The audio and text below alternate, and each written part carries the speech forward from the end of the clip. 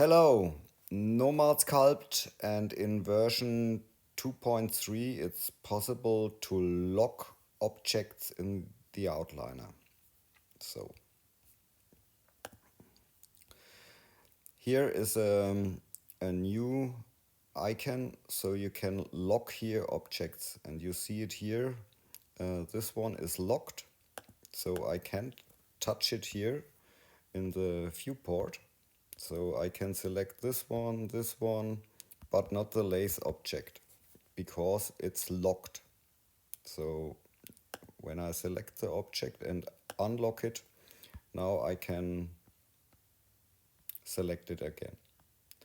So this is very useful if you want yeah, to to lock objects and do not touch them and select them. Yeah, that's it. A nice feature, and have fun with sculpting. Ciao.